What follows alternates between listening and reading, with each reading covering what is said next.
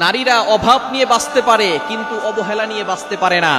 অভাব নিয়ে সংসার করতে পারে, স্বামীর কাছে টাকা পয়সা নাই, স্বামী তাকে যত্ন করে ভালোবাসে, এই ভালোবাসা নিয়ে থাকতে পারে, কিন্তু যেখানে তাকে অবহেলা করা হয় সেখানে সে থাকতে পারে না, তার থাকতে অনেক কষ্ট হয়। অনেক নারীরা এমন আছে শ্বশুর বাড়ি যাওয়ার পরে শ্বশুর বাড়ির নির্যাতন সহ্য করতে পারে না। উপর দিয়ে দেখা যায় সে কাজ করতেছে, হাসি খুশি আছে, কিন্তু ভিতর দিয়ে তার সবকিছু পুড়ে ছারখার হয়ে যায়। সুতরাং এই মানুষের অশান্তির কারণ কখনো হবেন না। অনেক স্বামী আছে তার স্ত্রীকে সুখ দিতে পারে না, স্ত্রীর সাথে সুন্দর করে কথা বলে না, তার সাথে একটু হাসি দিয়ে কথা বলে না, স্ত্রীর মনে অনেক কষ্ট বোঝা হয়ে গিয়েছে, এই মানসিক চিন্তায় আস্তে আস্তে সে অসুস্থ হয়ে পড়তেছে, এটা স্বামীদের খেয়াল নাই।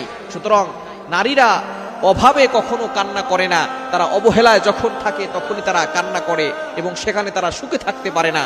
এ বিষয়ে প্রতিটি পুরুষের দায়িত্ব হচ্ছে তাদের খেয়াল রাখা, তাদের